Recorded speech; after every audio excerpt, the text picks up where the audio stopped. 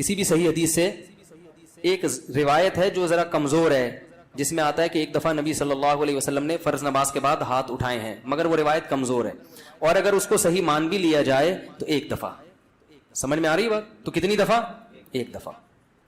اصول فقہ کی کتابوں میں لکھا ہوا ہے، چاروں مذاہب کی فقہ کی کتابوں میں، کہ حدیث اگر کوئی عمل کثرت سے کیا جاتا ہو اور اس کا نقل کرنے والا صرف ایک ہو تو یہ بات بھی حدیث میں شک پیدا کر دیتی ہے. ایک دفعہ اگر نبی صلی اللہ علیہ وسلم نے کیا ہے تو پتہ یہ چلا کہ اور وہ بھی اجتماعی نہیں، انفرادی طور پر. سمجھ میں آ رہی ہے بات؟ انفرادی طور پر. تو آپ بھی کبھی کبھار انفرادی طور پر رفع الیدین کر لیں. عام معمول اگر نبی کا نمازوں کے بعد، فرض نماز کے بعد ہاتھ اٹھا کر دعا کرنے کا ہوتا، چاہے اجتماعی یا انفرادی، تو اس کے نقل کرنے والے کثرت سے ہوتے. سمجھ میں آ رہی اس بارے میں؟ کیونکہ نماز کو تو بہت اہتمام اور اہمیت کے ساتھ احادیث میں بیان کیا گیا ہے، جبکہ ہم دیکھتے ہیں کہ حدیث کی کتابیں اس سے بالکل خاموش ہیں. سمجھ میں آ رہی ہے بات؟ دوسرا مسئلہ، بعض حضرات یہ کہتے ہیں کہ بہت ساری حدیثیں ہیں جن میں آتا ہے کہ رسول اللہ صلی اللہ علیہ وسلم نے فرض نماز کے بعد دعا کی بہت ترغیب دی ہے، اور آپ نے فرمایا کہ سب سے زیادہ دعا قبول کس وقت ہوتی ہے؟ فرض نماز کے بعد. اس حدیث کا مطلب سمجھیں. جب بھی ایک حدیث کو بیان کیا جائے گا دوسری احادیث کو سامنے رکھ کر، خود نبی اور صحابہ نے اس حدیث پر کیسے عمل کیا ہے. ہم نبی کو دیکھتے ہیں کہ کہیں بھی نہیں کسی صحیح حدیث میں ملتا کہ نبی صلی اللہ علیہ وسلم کا یہ معمول تھا کہ آپ فرض نماز کے بعد ایسے دعا مانگتے تھے. خلفائے راشدین سے بھی کوئی روایت نہیں ملتی، نہ صحیح نہ ضعیف. بھائی دیکھو ہمارے ہاں تو یہ پابندی سے ہو رہا ہے نا پانچوں نمازوں میں ہر مسجد میں. اگر صحابہ میں بھی ایسا ہوتا تو کوئی ضعیف روایت تو ملتی نا صحابہ کرام سے، نہ صحیح ہے نہ ضعیف ہے. اور نبی سے بھی کوئی کثرت سے ایک روایت ہے، اس کی سند پہ بھی کیا ہے؟ ٹھیک ہے، بعض نے اس کو صحیح کہا، بعض نے ضعیف کہا، مگر وہ بھی متفقون علیہ صحیح نہیں ہے. تو یہ کیسے ہو سکتا ہے کہ ایک عمل پابندی سے ہو رہا ہو اور اس کا نقل کرنے والا کوئی ہو ہی نہیں؟ تو اب ہم دیکھتے ہیں کہ جو حدیث میں آتا ہے فرض نماز کے بعد آپ صلی اللہ علیہ وسلم نے دعا کی ترغیب دی ہے، خود کیسے دعا مانگی ہے. تو ہم دیکھتے ہیں کہ نبی سے دوسری حدیثوں میں کیا ملتا ہے. آپ نے فرمایا جس نے فرض نماز کے بعد اللہم انت السلام پڑھا، کسی حدیث میں آتا ہے آپ نے فرمایا اللہم لا مانع لما اعطیت ولا معطی لما منعت ولا ينفع ذا الجد منک الجد. کسی میں آتا ہے جس نے فرض نماز کے بعد آیت الکرسی. خود آپ کا اپنا معمول بھی یہی. تو پتہ یہ چلا ان کلمات کو حدیث میں دعا سے تعبیر کیا جا رہا ہے. یہ وظائف ہیں. وظیفہ اس دعا کو کہتے ہیں جن کے یعنی لگے بندے کلمات ہوں، اس کو بھی دعا سے تعبیر کیا جاتا ہے. اس کی مثال ایسے ہے جیسے ہم کہتے ہیں افطار کی دعا، آذان کے بعد کی دعا، مسجد میں داخل ہونے کی دعا، مسجد سے باہر نکلنے کی دعا. تو وہ دعا کیا ہے؟ اللہم افتح لی ابواب رحمتک، مخصوص کلمات. اذان کے بعد کی دعا کیا ہے؟ اللہم رب ہذہ الدعوۃ التامہ. تو فرائض کے بعد جو دعا ہے وہ بھی کیا ہے؟ آیت الکرسی، اللہم انت السلام، اللہم لا مانع لما اعطیت. یہ کلمات، ان کلمات کو کیا کہا گیا ہے؟ بولو بھائی، دعا. اور ابن تیمیہ رحمہ اللہ کی رائے یہ ہے جو تفرد ہے کہ فرض نماز کے بعد سے مراد ہے جو اتحیات کے درود شریف کے بعد ہم دعا پڑھتے ہیں، رب اجعلنی مقیم الصلاۃ ربنا آتنا، جو کیونکہ حدیث میں آتا ہے دبور کل صلاۃ. تو دبر کا جو لفظ ہے عربی میں وہ بعد کے معنی میں بھی استعمال ہوتا ہے اور اینڈ کے معنی میں بھی. ابن تیمیہ رحمہ اللہ کہتے ہیں کہ جو ہم نماز کے آخر میں اتحیات پڑھتے ہیں، پھر درود شریف پڑھتے ہیں، اس کے بعد جو دعائیں کرتے ہیں نا، تو فرض نماز کے بعد سے مراد کیا ہے؟ یہ والی. لیکن یہ ان کا تفرد ہے. ہم کہتے ہیں ایسا نہیں بلکہ سلام کے بعد. مگر دعائیں کون سی؟ وہ جو منقول ہیں. یہاں تک میں سمجھا پایا اپنی بات؟ آگے چلیں.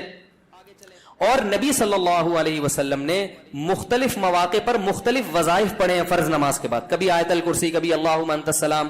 تو ہم یہ کہتے ہیں دوسری طرف حضرت عائشہ رضی اللہ تعالی عنہا کی حدیث ہے کہ آپ صلی اللہ علیہ وسلم فرض نماز کے بعد اللہم انت السلام کے بقدر بیٹھتے تھے اور پھر کھڑے ہو جایا کرتے تھے. ان دونوں حدیثوں کو ملا کے پتہ چلتا ہے کہ فرض نماز کے بعد جتنے وظائف منقول ہیں یہ سارے نہیں پڑھنے، کبھی کوئی اور کبھی کوئی. اہمیت چونکہ اللہم انت السلام کی زیادہ ہے اور وہ دائمی معمول رہا ہے نبی کا، جیسے حضرت عائشہ کی، تو اس کو ہم نے اہمیت دی. اور ہم کہتے ہیں کہ پھر آپ فوراً کھڑے ہو کر سنتوں میں مشغول ہو جائیں. باقی وظائف اور تسبیحات آپ پڑھیں سنتوں کے بات. اس طرح تمام حدیثوں میں تطبیق. اور اہل حدیث حضرات یہ کہتے ہیں کہ نہیں, فرض نماز کے بعد ہی آپ تمام معمولات پورے کریں, اس کے بعد سنتیں پڑھیں. تو یہ علماء میں ایک اختلاف ہے. لیکن ہاتھ اٹھا کے دعا مانگیں جیسے ہمارے ہاں رائج ہے, یہ کہیں بھی نہیں ہے. حتیٰ کہ چاروں, یہ تو اب یعنی اہل حدیث میں بھی نہیں ہے, وہ تو سب کو پتا ہے نہیں ہے. یہ فقہ حنفی میں بھی نہیں ہے, فقہ شافی میں بھی نہیں ہے, فقہ مالکی میں بھی نہیں ہے, اور فقہ حنبلی میں بھی نہیں ہے. کیونکہ فقہ حنفی کی کتابیں بھی اس سے خالی, فقہ مالکیہ, شافعیہ, حنابلہ, ان کی کتابیں بھی اس سے بالکل خالی. نہ صرف خالی بلکہ اس کے مخالف. فتاوی عالمگیریہ فقہ حنفی کی کتاب ہے نا, اس میں لکھا ہے کہ امام کو چاہیے کہ سلام پھیرنے کے بعد اللہم انت السلام کے بقدر بیٹھے اور اس کے بعد کھڑا ہو جائے. یہ کہیں بھی نہیں لکھا کہ اس میں کیا کرے, اجتماعی دعا مانگے یا انفرادی دعا مانگے, کہیں بھی نہیں لکھا ہوا, بلکہ اس کے خلاف لکھا ہوا ہے. تو اس لیے یہ فقہ حنفی میں بھی نہیں ہے. ہاں یہ ہمارے اکابر میں ایک چیز رائج ہو گئی ہے, ہمارے بزرگوں میں, جو ہندوستان میں بہت تیزی سے, بولو بھائی, پھیل گئی. جب رائج ہو گئی تو حضرت مفتی محمد شفیع صاحب رحمہ اللہ تعالیٰ کا اجتماعی دعا پر ایک رسالہ ہے, مفتی اعظم جو تھے, انہوں نے فرمایا کہ اب اس کو ایک دم ختم کرنے میں کیا ہے, آیا کہ اس لیے کسی مسجد میں اگر یہ دعا مانگی جا رہی ہے تو ختم کرنے پر اصرار نہ کیا جائے, کیونکہ فی نفسی ہی تو دعا کا موقع ہے نا فرض کے بعد. بھائی فی نفسی ہی حدیث میں آتا ہے کہ فرائض کے بعد دعا قبول ہوتی ہے, اس کی یہ کیفیت نہیں ہے. تو فی نفسی ہی نماز کے بعد دعا کا ایک موقع ہے, تو اس میں عوام نے کچھ چیزیں اپنی طرف سے لگا کے اجتماعی ہیئت بنا دی. تو چونکہ ایک ہوتی ہے, ایک چیز کا سرے سے کوئی اصل ہی نہیں ہے, اور ایک اصل ہے مگر اس کی کیفیت منقول نہیں ہے, تو اس میں معاملہ تھوڑا سا کیا ہو جاتا ہے, اہون ہو جاتا ہے, کمتر ہو جاتا ہے. تو اس لیے انہوں نے لکھا کہ چونکہ یہ اتنی زیادہ پھیل گئی ہے, اس کو ایک دم ختم کرنا, اس میں فتنہ بہت ہے, اور خود شریعت ہی فتنے کو پسند نہیں کرتی. تو ائمہ کرام کو چاہیے محبت سے لوگوں کی ذہن سازی کریں, لیکن ایک دم اس کو چھوڑنے کی کوشش, بولو بھائی, نہ کریں. یہ کون کہہ رہا ہے, مفتی اعظم, جو حضرت مفتی تقی صاحب کے کیا تھے, والد.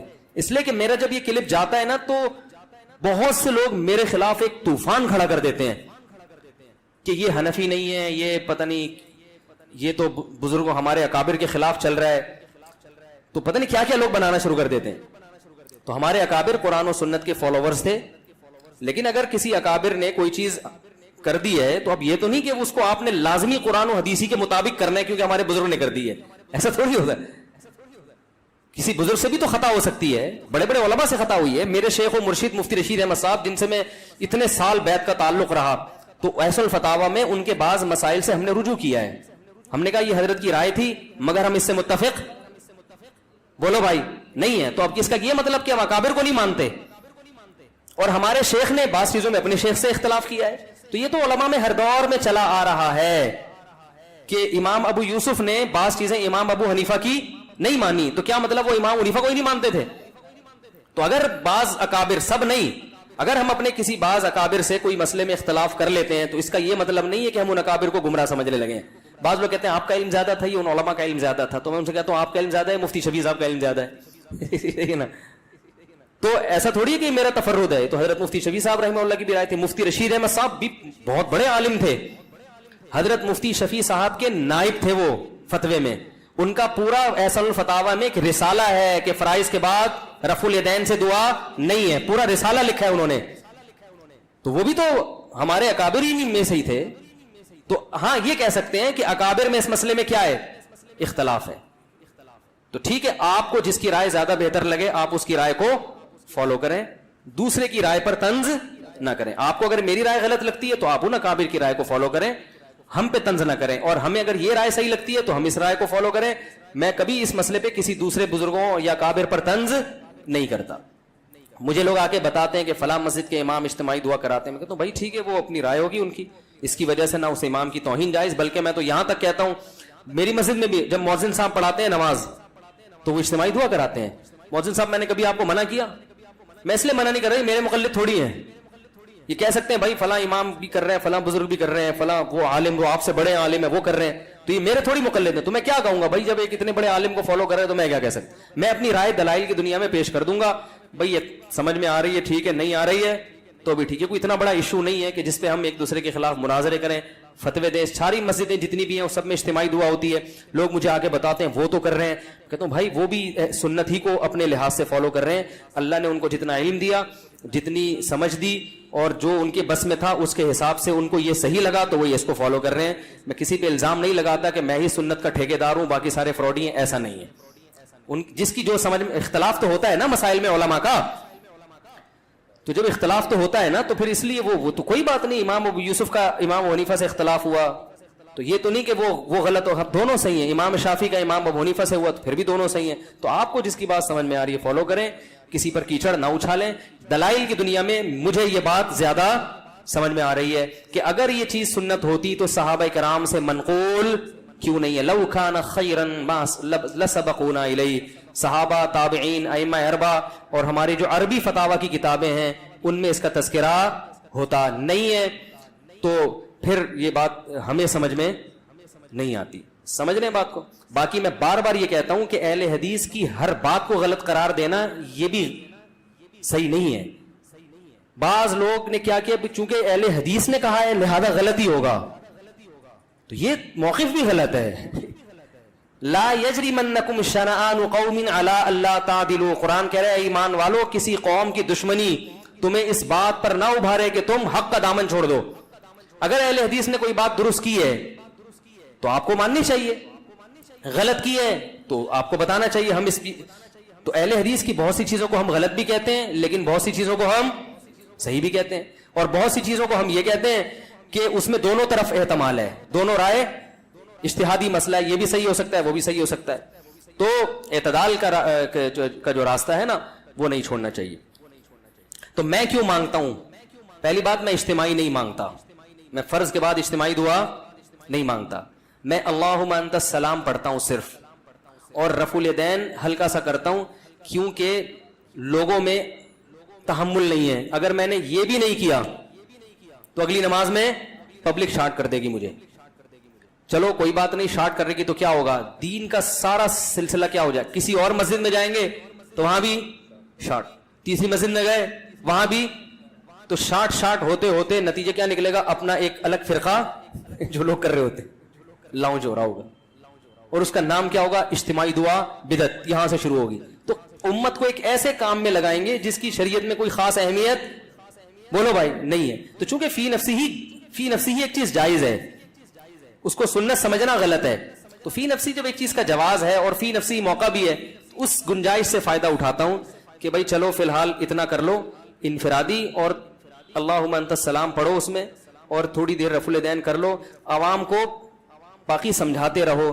جب یہ مسجد کے نمازیوں میں تحمل پیدا ہو جائے گا, ہم بڑے ہو جائیں گے, بزرگ بن جائیں گے, سفید داڑھی ہو جائے گی, عمر کمر جھک جائے گی, ہم سے بڑے بڑے اکابر دنیا میں موجود ہیں, لوگ کہہ رہے ہیں بھائی ہم ان سے فتویٰ لیں گے آپ سے کیوں لیں, تو ان کو میں نہیں سمجھا, ان لوگوں کو میں اس بات پہ قائل نہیں کر سکتا. تو جب ہم بوڑھے ہو جائیں گے اگر زندہ رہے تو پھر ایک لوگوں کو ہوگا کہ بھائی یہ بھی ایک بزرگ بن چکے ہیں, اب پتہ نہیں وہ دن آئے گا کہ نہیں آئے گا, لیکن اگر ایسا ہو گیا تو پھر ہم چھوڑ دیں گے. مفتی ظفر علی صاحب کی طرف بولیں گے یہ جائز ہے یہ ناجائز ہے, کسی کے باپ میں دم میں تو کر کے دکھا دیں. حضرت مفتی ظفر علی صاحب جو ہیں وہ جب فتویٰ دیتے ہیں تو ان کی مسجد بھی ذاتی ہے, ان کے مقتدی بھی اخپل ہیں اپنے, کسی کی پرواہ بھی نہیں کرتے. فتویٰ دیا, سمجھ میں آیا ٹھیک ہے, نہیں آیا دفعہ یہاں سے چل نکل. تو ہم کہاں جائیں گے بھائی؟ اب آپ کہہ سکتے ہیں یہ تو دین بیچنا ہوا ہے, یہ تو کیا ہوا, کیونکہ کلپ آئے گا فوراً, یہ دین بیچنا نہیں ہے. دین کا کام بڑے کام کرنے کے لیے چھوٹے مسائل کو برداشت کرنا. اگر ہمیں مسجد نکال دے یا ادھر سے بھی نکل جائیں تو ہمیں دنیاوی لحاظ سے فائدہ ہی ہوگا, نقصان نہیں ہوگا. سب سے پہلے میں اپنا بزنس کروں گا, ٹھیک ہے نا, بزنس کمپنی بنا کے ٹائٹ طریقے سے کیا کروں گا جو میں ابھی نہیں کر سکتا, اپنے کاروبار کو ٹائم نہیں دے سکتا, تو میں کاروبار کو ٹائم دوں گا, نوٹ چھاپوں گا تمیز سے بیٹھ کے, جو ابھی نہیں چھاپ سکتا میں. تو یہ مصلحت جو میں اختیار کر رہا ہوں اپنی ذات کے لیے نہیں, بلکہ تاکہ دین کا کام ہوتا رہے. اور دوسرا, لوگوں سے وہ بات جو لوگوں کی مینٹل اپروچ سے اوپر ہوتی ہے, حدیث میں آتا کلم الناس علی قدر عقولہم, لوگوں کی مینٹل اپروچ سے اوپر باتیں نہ کرو. تو یہ مسئلہ پبلک کی مینٹل اپروچ سے کیا بن چکا ہے اوپر, کیونکہ بہت سارے علماء کر رہے ہیں, تو اب لوگ کہیں گے یار وہ علماء نہیں ہے, تو پھر یہی ہے کہ بھائی چلو درمیانی راہ اختیار کرو, چلاؤ بس. تو اس لیے ہم یوں کرتے ہیں اللہم انت السلام و منک السلام و تبارک یا, چلو اس سے کیا ہو رہا ہے یار. اور بیانات میں بتاتا رہتا ہوں کہ اتنا بھی ثابت نہیں ہے. کبھی کبھار کر لے تو ٹھیک ہے, کبھی کبھار رفع الیدین بھی ٹھیک ہے, کبھی کبھار لوگوں کو اجتماعی دعا بھی ٹھیک ہے, لوگوں کو تعلیم دینے تو احیاناً تو ٹھیک ہے. اس کا معمول بنا لینا, اتنا معمول کہ جو نہ کرے اس کو لوگ ملامت کریں. بلکہ معمول بھی اس حد تک غلط نہیں ہے کہ چلو ایک آدمی کو ہاتھ اٹھا کے دعا میں زیادہ دل لگ رہا ہے تو مانگ لے, تو پابندی بھی تو نہیں ہے نا. لیکن اتنا اس پہ التزام کہ نہ کرنے والے کو ملامت کی جائے. مسجدوں میں 2 اجتماعی دعائیں ہر نماز کے بعد ہو رہی ہیں, اس کو بھی غلط نہیں کہیں گے. غلط کیا ہے؟ جو نہیں مانگے اس کو کیا کہتے ہیں؟ اس پہ ملامت ہوتی ہے. یہ بہت غلط چیز ہے. تو اس لیے اگر اہل حدیث کے ہاں نہیں ہوتی تو اچھی بات ہے, چاہے ہمارے ہاں بھی نہ ہو. مفتی رشید احمد صاحب کے ہاں ہم نے کئی سال رہے ہیں, ایک نماز کے بعد بھی انہوں نے کبھی دعا نہیں منگوائی, کبھی بھی نہیں. اور رفع الیدین سے بھی دعا نہیں کرتے تھے. باقی پھر سنتوں کے بعد اپنی دعا مانگتے تھے گھنٹوں گھنٹوں. دعاؤں کا تو حضرت کو ایسے عاشق تھے کہ حضرت سے جب کوئی آ کے کہتا تھا کہ حضرت دعا کر دیں, حضرت رفع الیدین کے بغیر دعا کر دیتے تھے. کہتا تھا ہاتھ اٹھا کے دعا کریں.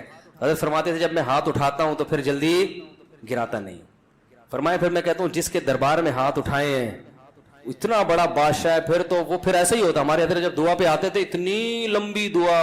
ایک دفعہ حضرت نے نماز کے بعد لوگوں نے کہا دعا مانگے. حضرت نے کہا چلو تو بہت اصرار کر رہے تو مانگتے ہیں. سندھ میں تھے حضرت, حضرت نے پھر ہاتھ اٹھا لیے. پھر حضرت کو تو دعا میں اتنا مزہ آتا تھا, گم ہو جاتے تھے بالکل ایسا گم, پیچھے پبلک شاٹ, ایک بھاگا کھسکا, دوسرا کھسکا, تیسرا, ہوتے ہوتے آخر میں حضرت رہ گئے. اگلی نماز پڑھائی حضرت نے, کسی نے نہیں کہا. انہوں نے کہا بغیر دعا بغیر اجتماع کے ہی بہتر ہے. تو ہمارے حضرت کو دعا میں بہت لطف آتا تھا. جب دعا شروع کرتے تو بس ایک بیان میں حضرت جب بیان کرتے کرتے شاعری شروع کرتے اللہ کی محبت میں, اس میں حضرت کا جیسے میرا بیان ہوتے ہوتے شادیوں پہ ہے تو پورا ٹاپک چینج نا,